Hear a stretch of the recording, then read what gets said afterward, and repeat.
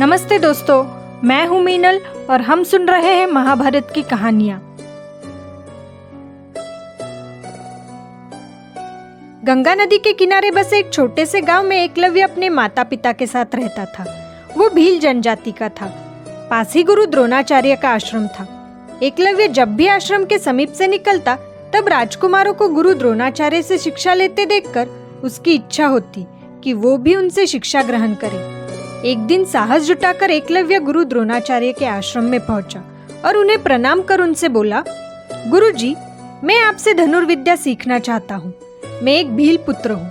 क्या आप मुझे अपना शिष्य बनाएंगे? गुरु द्रोणाचार्य ने उसे ध्यान से देखा और फिर कहा, पुत्र, मैं केवल राजकुमारों और क्षत्रियों को ही शिक्षा देता हूँ, इसलिए मैं तुम्हें शिक्षा नहीं दे पाऊंगा। तुम कोई और गुरु ढूंढ लो। द्रोणाचार्य के मना करने पर एकलव्य कुछ निराश तो हुआ, पर उसने हिम्मत नहीं हारी। वो गुरु द्रोणाचार्य की एक मूर्ति स्थापित कर उसके सम्मुख धनुर्विद्या का अभ्यास करने लगा। धीरे धीरे समय यूं ही व्यतीत होता गया। एक दिन एकलव्य धनुर्विद्या का अभ्यास कर रहा था कि तभी वहां पर एक कुत्ता आकर भौंकने लगा। इससे एकलव्य का ध्यान भंग हो गया। उसने कुत्ते को भगाने का भरपूर प्रयास किया, पर वो वही खड़ा भौंकता रहा। इसीलिए एकलव्य ने उसका मुंह बंद करने के लिए एक के बाद एक कई तीर छोड़े, जिससे कुत्ते का भौंकना बंद हो गया और वो वहां से चला गया। वो राजकुमारों का कुत्ता था। वो सीधे गुरु द्रोण के आश्रम में जा पहुंचा। उसे देखकर गुरु द्रोण हैरान रह गए। उन्होंने अपने शिष्यों से कहा, ये किसी बहुत बड़े धनुर्धारी का काम है। चलो चलकर उसे खोजते हैं और देखते हैं कि वो धनुर्धारी कौन है।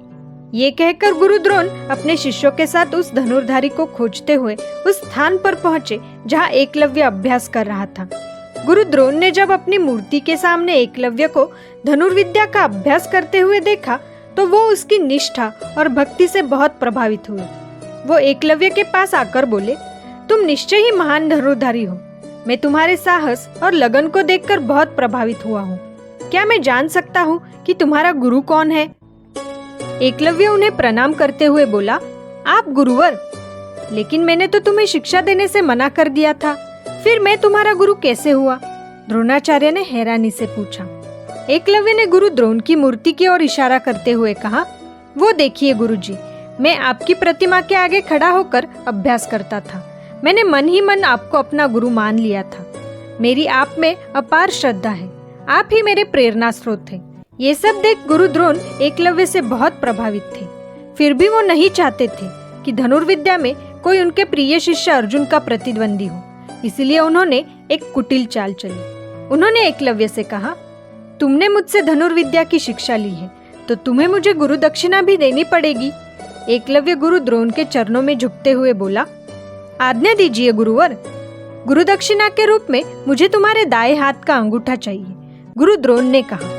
एकलव्य ने तुरंत अपने दाएं हाथ का अंगूठा काटकर गुरु द्रोण के चरणों में रख दिया। गुरु के लिए उसकी ऐसी अंधश्रद्धा देखकर सब दंग रह गए और अर्जुन मन ही मन में बहुत खुश हुआ। आचार्य द्रोण महर्षि भारद्वाज के पुत्र थे। उन्होंने पहले अपने पिता के पास वेद वेदांतों का अभ्यास किया और बाद में उनसे धनुर्विद्या सीखी। पांचाल नरेश का पुत्र द्रुपद भी द्रोण के साथ भारद्वाज आश्रम में ही शिक्षा ले रहा था। दोनों में गहरी मित्रता थी। कभी कभी राजकुमार द्रुपद उत्साह में आकर द्रोण से वादा किया करता था और कहता था कि पांचाल देश का राजा बन जाने पर मैं आधा राज्य तुम्हें दे दूंगा। प्रशिक्षण के वर्षों के समाप्त होने के बाद द्रुपद पांचाल वापस चला गया। कुछ समय बाद राजकुमार द्रुपद के पिता का देहावसान हो गया और द्रुपद राजगद्दी पर बैठ गया। शिक्षा समाप्त होने पर द्रोणाचार्य ने कृपाचार्य की बहन से विवाह कर लिया। उससे उनका एक पुत्र हुआ जिसका नाम उन्होंने अश्वत्थामा रखा। द्रोण अपनी पत्नी और पुत्र को बड़ा प्रेम करते थे, लेकिन द्रोण का परिवार इतना गरीब था कि उनके पास ना तो जमीन थी और ना ही गाय। इसीलिए अश्वत्थामा का दूसरे लड़के मजाक उड़ाते थे। जब द्रोण को इसके बारे में पता चला तो वो बहुत क्रोधित और हताश हुए। तभी द्रोण को याद आई उनके मित्र द्रुपद की, जो अब एक महान राजा थे, और द्रुपद ने द्रोण से वादा किया था कि राजा बन जाने पर वो उसके साथ सब कुछ आधा आधा बांट लेंगे। द्रोण द्रुपद के दरबार में गए और बोले, आपको वो वादा याद है जो हमने एक दूसरे से किया था? आपको अपने राज्य का आधा हिस्सा मुझे देना होगा। उस वादे को कई साल बीत चुके थे। द्रुपद ने द्रोण की ओर देखा और कहा, तुम एक गरीब ब्राह्मण हो। तुम अपने पुत्र के साथ हुए अपमान के कारण क्रोधित हो। मैं तुम्हें एक गाय दूंगा, इसे ले जाओ। यदि तुम चाहते हो तो मैं तुम्हें और दे दूंगा, लेकिन तुम एक ब्राह्मण के रूप में मेरे पास कैसे आ सकते हो और मुझसे मेरा आधा राज्य कैसे मांग सकते हो? द्रोण ने कहा, मैं तुमसे आधा साम्राज्य मांग रहा हूँ, गाय नहीं। मुझे तुम्हारी दान दक्षिणा नहीं चाहिए। मैं यहाँ इसलिए आया हूँ क्योंकि हम दोस्त थे। तब द्रुपद ने कहा, मित्रता बराबर वालों में होती है। एक सम्राट और एक भिखारी मित्र नहीं हो सकते। तुम तो दान ही ले सकते हो। चाहो तो गाय ले जाओ, नहीं तो चले जाओ। क्रोध से जलते हुए द्रोण चले गए और द्रोण ने कसम खाई, वो द्रुपद के हाथों मिले अपमान का बदला जरूर लेंगे। द्रोण चाहते थे कि किसी तरह धन प्राप्त किया जाए और अपने परिवार के साथ सुख से रहा जाए। उन्हें खबर लगी कि परशुराम अपनी सारी संपत्ति ब्राह्मणों को बांट रहे हैं, तो वो भागे भागे उनके पास चले गए। लेकिन उनके पहुंचने तक परशुराम अपनी सारी संपत्ति बांट चुके थे और वनगमन की तैयारी कर रहे थे। द्रोण को देखकर वो बोले, ब्राह्मण श्रेष्ठ, आपका स्वागत है, पर मेरे पास जो कुछ था वो मैं बांट चुका हूँ। अब ये मेरा शरीर और मेरी धनुर्विद्या ही बाकी बची है। बताइए, मैं आपके लिए क्या कर सकता हूँ? तब द्रोण ने उनसे सारे अस्त्रों का प्रयोग, उपसंहार तथा रहस्य सिखाने की प्रार्थना की। परशुराम ने द्रोण को धनुर्विद्या की पूरी शिक्षा दे दी। उन्होंने परशुराम से अस्त्र प्राप्त किए और हस्तिनापुर आकर कौरवों और पांडवों को युद्ध कला सिखाने लगे। राजकुमारों की शिक्षा पूरी होने के बाद गुरु द्रोणाचार्य ने उनसे गुरु दक्षिणा के रूप में पांचाल देश के राजा द्रुपद को बंदी बनाकर लाने को कहा। कौरव और पांडवों ने बस इसी कारण पांचाल देश की राजधानी कांपिल्य पर हमला कर दिया था।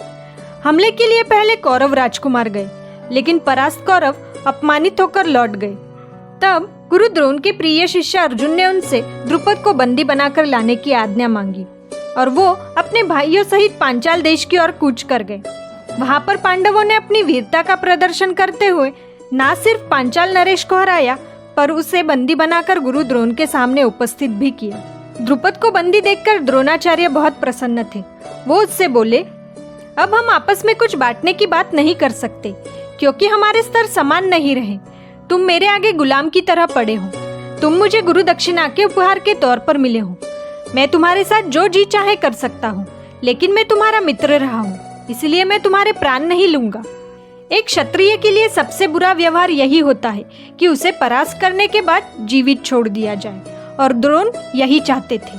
वो जानते थे कि द्रुपद को प्राणों का दान देना ही उसके साथ सबसे कठोर व्यवहार होगा, वो भी एक ब्राह्मण के हाथों मिली हुई भिक्षा।